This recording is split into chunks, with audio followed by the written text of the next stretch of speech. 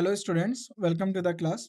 आज के लेक्चर में आप सभी का स्वागत है। आज हम अपने क्लोज टेस्ट का पार्ट 2 शुरू करेंगे। पहले पार्ट में हमने क्लोज टेस्ट के बारे में डिस्कस किया, क्लोज टेस्ट क्या होते हैं, और उसके बाद हमने ये डिस्कस किया कि हमें किस बातों का ध्यान रखना होता है जब हम क्लोज टेस्ट को सॉल्व करें। तो वही सारे पॉइंट्स को हमें ध्यान में रखना है, और साथ ही हमें इस बात को ध्यान में रखना है कि क्लोज टेस्ट करते समय हमारी ग्रामर, हमारी वोकैब और रीडिंग स्किल्स, इनका हमारा बेसिकली टेस्ट होता है किसी भी क्लोज टेस्ट को सॉल्व करते टाइम। तो आपको मेंटली पूरी तरीके से प्रेजेंट रहना है जब भी हम क्लोज टेस्ट सॉल्व करेंगे। तो आगे बढ़ते हैं। लास्ट लेक्चर में हमने क्लोज 1 किया था, आज हम क्लोज 2 करेंगे। तो क्लोज 2 अब हमारा शुरू होता है। The solar system has been a complicated wonder for the astronomers. This is a to which we may never have the exact answer. Man has wondered the age of the earth, ancient time. There were all kinds of that seems to have the but man could not bring to about the question scientifically until about 400 years, when it was proved that the revolved around the sun and the earth was a of our solar system. Then scientists knew where to। ये हमारा cloze test है जिसके अंदर हमारे 10 close पूछे गए हैं। अभी का जो लेटेस्ट पैटर्न है उसमें हमारे 5 पूछे जाते हैं, बट हमने 10 क्यों यूज़ करें? हमने सबसे पहले ईजी से हमें सीखना है, तो सीखने के लिए हमें सबसे पहले ईजी क्लोज टेस्ट को सॉल्व करना है, देन उसके बाद हम आगे जाके डिफिकल्टी लेवल बढ़ाएंगे, फिर प्रीवियस ईयर क्वेश्चंस भी करेंगे। अब आपको एक आइडिया हुआ, क्या आइडिया हुआ कि ये क्लोज टेस्ट हमारा सोलर सिस्टम से रिलेटेड है। सोलर सिस्टम से रिलेटेड है, ये बात कर रहा है प्लैनेट्स की, राइट। अब प्लैनेट में किसकी? अर्थ की बात कर रहा है, अर्थ की बात कर रहा है, दूसरे प्लैनेट के बारे में बात कर रहा है, अर्थ के एज की बात कर रहा है, अर्थ के एज की बात कर रहा है। इन तीनों चीज़ों के बारे में हमें जानकारी मिली अभी यहाँ से। अब हम आगे अपना पैसेज पढ़ लिया यहाँ से, अब हम उसके क्लोज टेस्ट के हमारे ऑप्शंस देखेंगे। तो सबसे पहले क्लोज 1 आता है हमारा, वो क्या कहता है?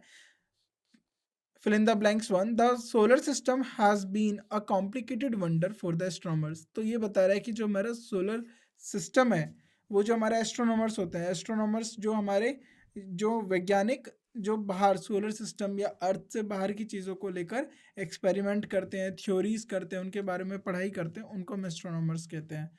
अब वो ये बोल रहा है कि उनके लिए एक अद्भुत है, वंडर मतलब होता है एक हमारा काफ़ी ज़्यादा अद्भुत है, ज़्यादा बहुत ज़्यादा कॉम्प्लेक्स है, विचित्र है, उनको समझ में नहीं आता है जल्दी सोलर सिस्टम है क्या।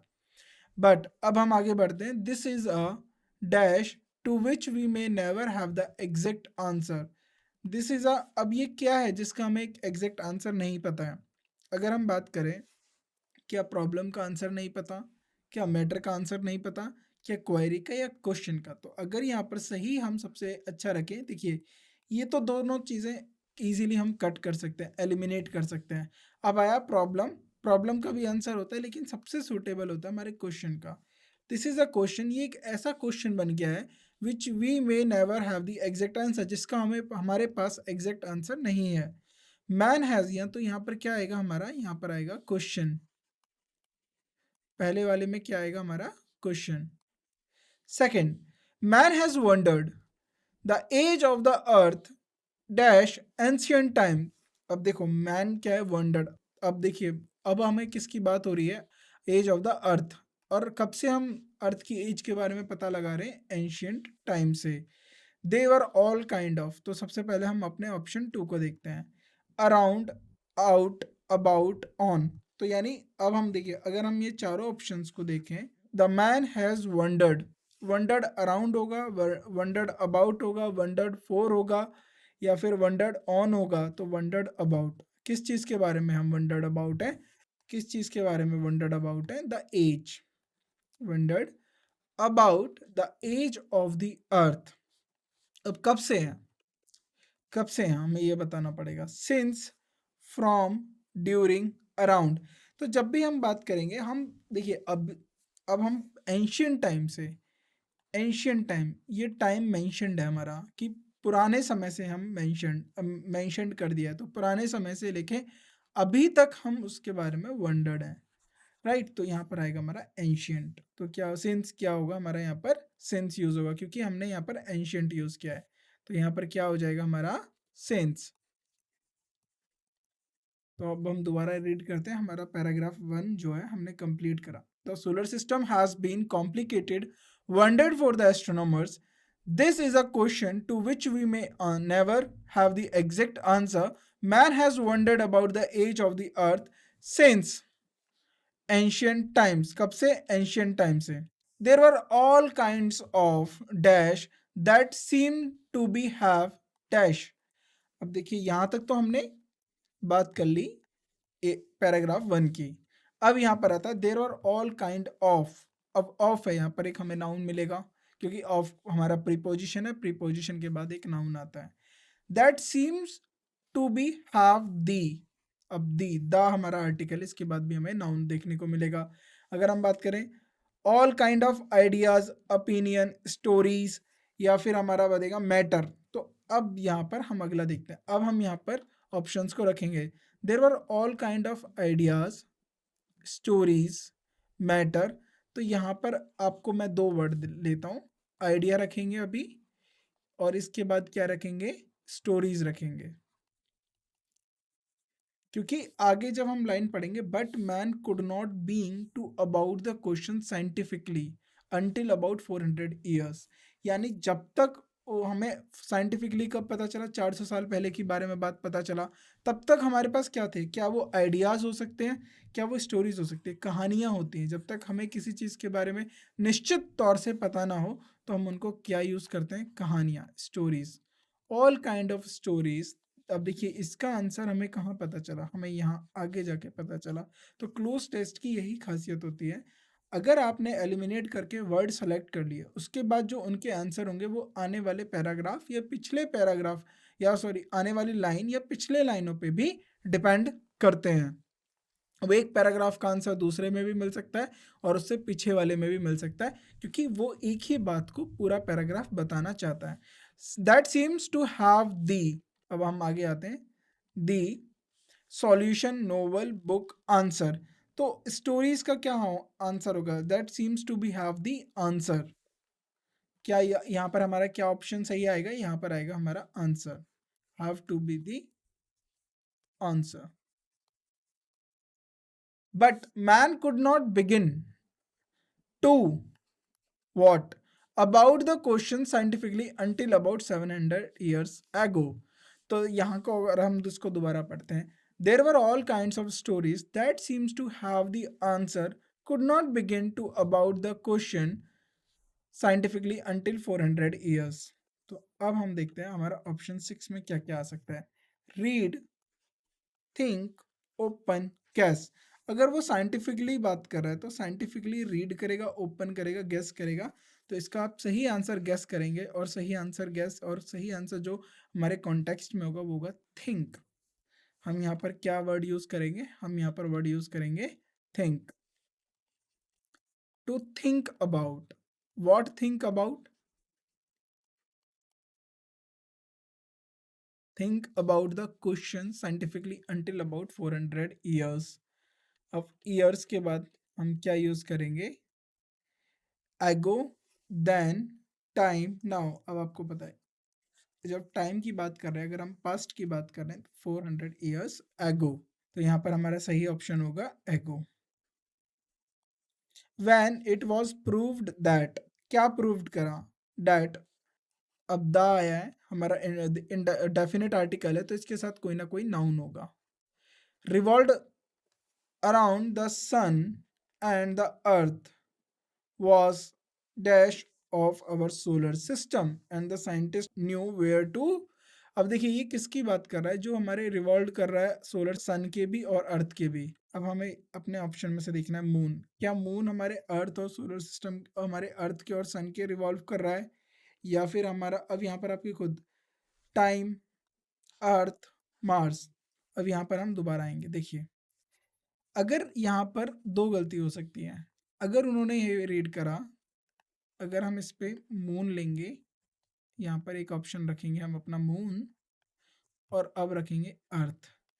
When it was proved that the moon, अगर मून को रखते हैं, revolve around the sun and the earth, अगर आपने यहाँ तक पढ़ा तो इसके हिसाब से मून आप कर दोगे, क्योंकि आप बोलोगे कि वो सन को भी रिवॉल्व कर रहा है, क्योंकि वो अर्थ के साथ रिवॉल्व कर रहा है और फिर अर्थ के साथ सन को भी रिवॉल्व कर रहा है। ये गलत हो जाएगा। ये गलत इसलिए हो जाएगा क्योंकि यहाँ पर जो हमने यूज करा है ना कंजक्शन एंड इसके बाद देखिए एक सब्जेक्ट आया द अर्थ, यहां से ये एक दूसरा सेंटेंस है।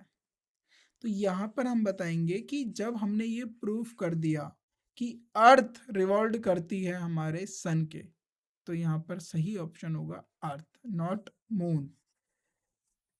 And the earth was a of our solar system then scientist where to know where to. और अर्थ हमारे सोलर सिस्टम का क्या है, तो अब हम इसमें देखते हैं। अर्थ हमारे सोलर सिस्टम का पार्ट है, डिवीजन है, ओपनिंग है, सेंटर है।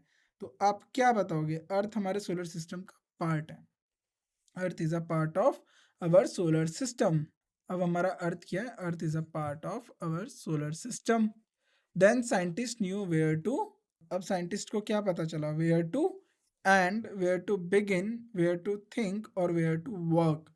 Now scientist knew where to begin, अब उन्हें पता चला कि हमें कहाँ से शुरू करना है, वेयर टू बिगिन। तो क्लोज टू हमारा यहाँ पर खत्म हो गया। इस तरीके से ये हमारे इंटरलिंक्ड होते हैं। तो हमें समझना होता है कि हमारा जो आंसर है वो पैराग्राफ में मिलेगा या उससे ऊपर वाले पैराग्राफ से हेल्प मिलेगी या उससे नीचे वाले पैराग्राफ से, आगे वाले पैराग्राफ से। और हमें ये भी देखना है कि कंजक्शन का कहाँ पर सही तरीके से यूज हुआ है। अगला क्लोज आता है clause 3, growing urbanisation and literacy specially female education. देखिए urbanisation, literacy and specially female education, यहाँ पर फीमेल एजुकेशन की बात हो रही है। Will no doubt change the flight of women in India, यानी अब ये क्या कर रहे हैं? वुमेन की जो हमारी कंडीशन है इंडिया में उसको अच्छा बेटर कर रहे हैं। तो ये उसी बारे में बात हो रही है। बट अब आया हमारा पहला क्लोज का fill in the blanks. But will be slow and painful, are we to wait until this happens. अब पूछा गया है क्या हम तब तक रुकने का वेट करें जब तक ये होता है। while more and more girls meet there, not if we lay claim to an India that is and aspires to attain superpower status. There is only one quick, which is not to wait for to change, but to compel the police force to their attitude. The attitude of the police force will become if there is a big stick poised to hit them. They will be more to women victims and keener to catch the if we if they knew that they themselves will be punished or sacked.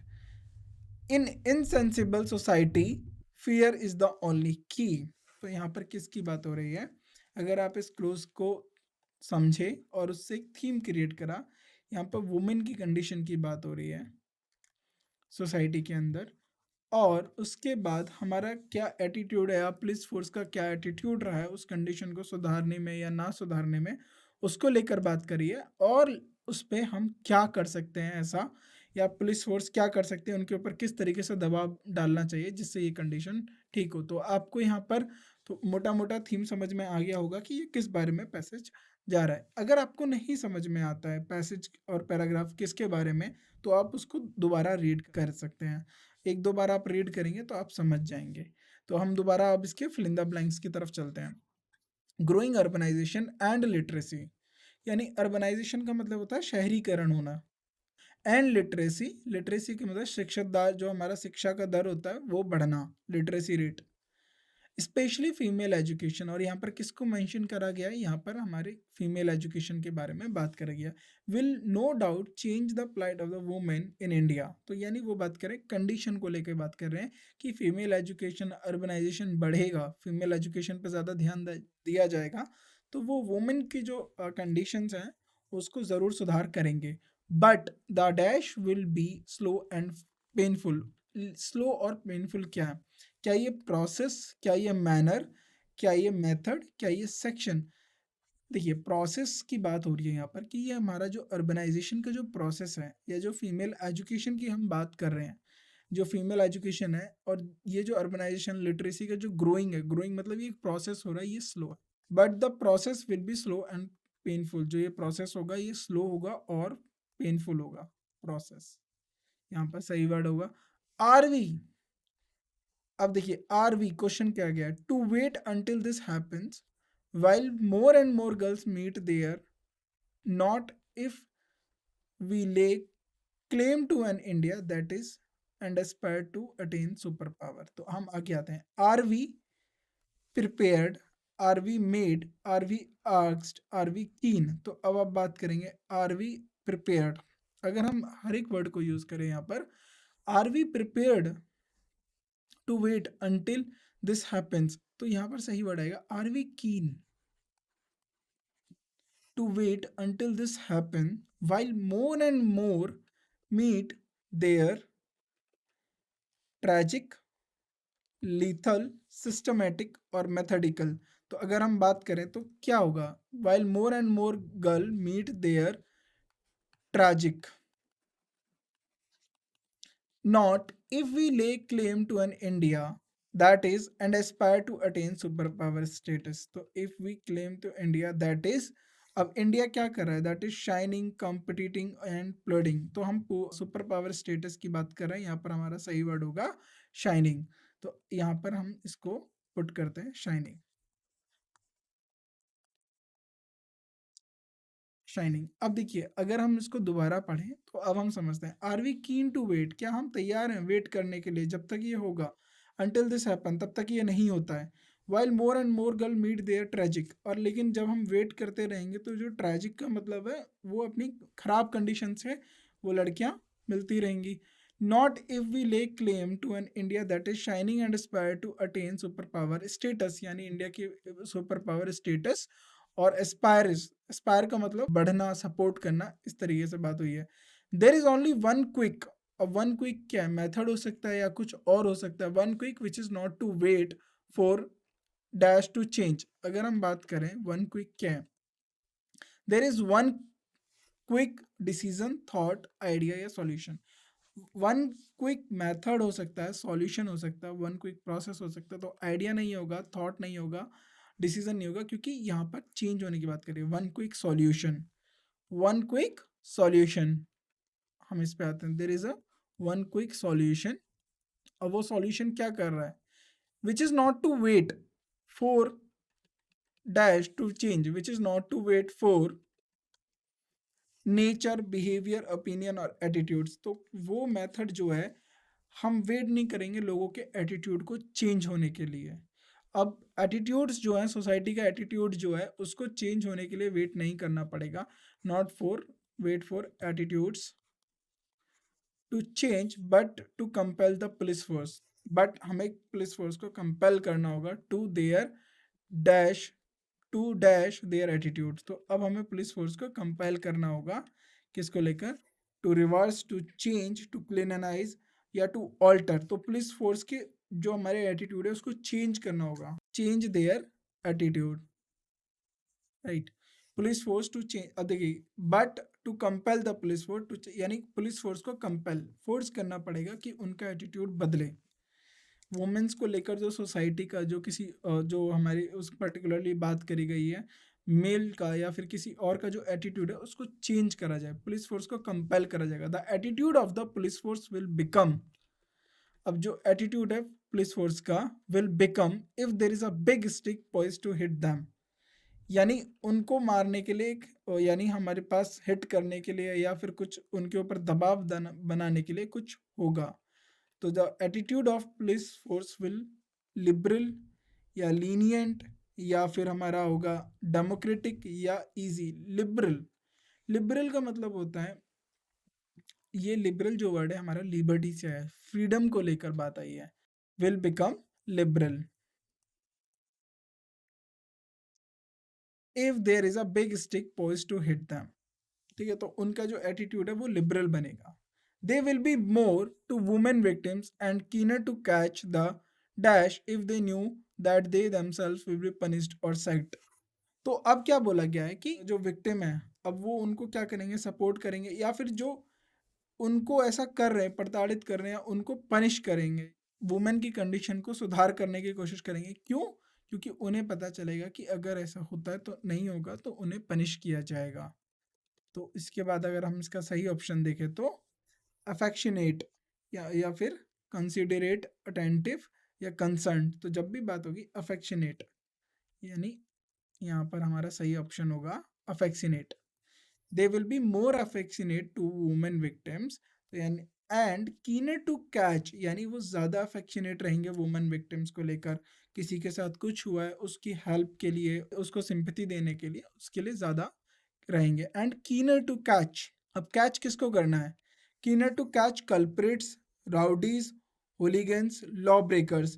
तो keener to catch culprits, जो culprits हैं, जो women की इस condition के पीछे जो हैं, जो उनको परेशान कर रहे हैं, किसी और चीज़ से उनको जो है गलत तरीके से कर रहे हैं, तो उनको पुलिस जो है पकड़ेगी। कल्प्रिट्स, यहाँ पर सही वर्ड आएगा कल्प्रिट। कीनर टू कैच, अब कैच किसको किया जाएगा? कल्प्रिट को। If they knew that they themselves will be punished और sacked in an insensible society, fear is the only key. तो ये बोला गया है किसी भी इनसेंसिबल सोसाइटी के अंदर फियर होना चाहिए, तभी वो अच्छे से डिसीजन लेगी, वो काम करेगी और वो सपोर्ट करेगी। अगला आता है हमारा क्लोज 4। तो अब इस जो हमारा क्लोज टेस्ट था, इसमें वो कैप को ज़्यादा टच किया है, वो कैप को ज़्यादा चैलेंज किया है इसमें। Parents tend to spoil their own children either by overindulgence or by deprivation. Childhood should be the time for from primary selfishness to sharing for learning to with the deprivation and disappointment and learning to failure. Since breaking a toy and forgetting a homework assignment are serious than breaking a marriage or forgetting to prepare for career advancement. But deprivation, as is common in families, leaves many children the stage of personal gratification. They lack resources for developing a sense of towards other and wish to care for them. Be poor to be underprivileged, the are also deprived, cheated out of learning how to face life. तो basically इसमें बात करी गई है जो parents का attitude होता है चाइल्ड को लेकर, या फिर जो चिल्ड्रंस को लेकर होता है, उनको लेकर बात करी गई है। और यहाँ पर मैं कुछ वर्ड्स हाईलाइट करता हूँ क्योंकि आपको उनके वर्ड का मीनिंग जो है पता होना चाहिए। ओवर इंटेलिजेंस, यानी parents tend to spoil their own children. तो पेरेंट्स अपने चिल्ड्रन को किस तरीके से स्पॉइल कर रहे हैं? बाय ओवर इंटेलिजेंस और बाय डिप्राइवेशन। इनके मीनिंग आपको बताऊंगा मैं, तो आप अभी खुद सोचना है ये कि किस कॉन्टेक्स्ट में दिए गए। Childhood should be the time for from primary selfishness to sharing and learning with deprivation. अब देखिए लर्निंग किससे हो रही है? डेप्रीवेशन से हो रही है, डिसअपॉइंटमेंट से हो रही है और फेलियर से हो रही है। सिंस ब्रेकिंग अ टॉय, अब जो एक टॉय है उनका, जो उनका टॉय का टूट जाना, and forgetting a homework assignment, या अपने होमवर्क और असाइनमेंट का भूल जाना, आर सीरियस। अब बच्चों के लिए ये सीरियस है देन किसी की शादी टूटना, या फिर अपने एग्जाम के लिए प्रिपेयर ना करना, या करियर के बारे में पहले से चिंता ना करना, या उसके बारे में प्रिपेयर ना करना। तो ये जो चाइल्ड है, जो चाइल्डहुड का जो एज होता है जिसमें वो बच्चा है, उसके लिए ज़्यादा सीरियस प्रॉब्लम ये हैं। आप यहाँ से इन चीज़ों को समझिए। But deprivation age is common in families, और ये जो वर्ड की बात करी गई ये कॉमन है फैमिली के अंदर। Leaves many children the stage of personal gratification, और ये बहुत सारे बच्चों को पर्सनल ग्रेटिफिकेशन पे छोड़ देता है। The lack of resources for developing a sense of towards other, the lack of resources, अब लैक ऑफ रिसोर्सेज किस लिए? For developing a sense towards other and wish to care of them. Be poor to be underprivileged. The 10, अब ये हमारा fill in the blanks है। The dash are also deprived, cheated out of learning how to face life. ये student के psychology को लेके बात करी गई है, उनके मनोविज्ञान को लेके बात करी गई है, उनके मानसिक स्थिति को लेके बात करी है। तो इस पे मैंने आपको कुछ हाइलाइट करे हैं कुछ वर्ड्स। तो इन वर्ड्स के आपको मीनिंग पता होने नहीं पता होने हैं तो सबसे पहले आप इनके मीनिंग ढूँढिए, डिक्शनरी में से देखिए, फिर मीनिंग को पता करिए। उसके बाद हम इसको आगे बढ़ेंगे और इसको आगे पढ़ेंगे। तो तब तक के लिए आपको क्या करना है, आपको ये क्लोज़ टेस्ट अच्छे से रीड करना है और रीड करने के बाद इनके मीनिंग्स को याद करना है और ढूँढना है। उसके बाद आपको एक अपना ओवरव्यू बनाना है कि ये पैसेज क्या है, ये क्या बताना चाह रहा है। तभी आप जो हमारे फिल इन द ब्लैंक्स पूछे गए हैं, उनके आंसर कर पाएँगे। अब हम थर्ड पार्ट में जो हमारा क्लोज़ टेस्ट है, क्लोज़ 4, इसको हम पूरा सॉल्व करेंगे और जो हमारे मीनिंग है, ये आपको खुद भी ढूँढना है और इसको मैं भी आपको बताऊँगा कि क्या इनका मीनिंग होता है और किस तरीके से ये इस क्लोज़ में लिए गए हैं। तो आपको इनका मीनिंग ढूँढना है और पढ़ना है और अभी आपको ये क्लोज़ पढ़ना है और समझना है। नेक्स्ट पार्ट में हम इसको डिस्कस करते हैं और इसके fill in the blanks fill करते हैं और उसके बाद बाकी के क्लोज़ टेस्ट भी डिस्कस करते हैं। Thank you.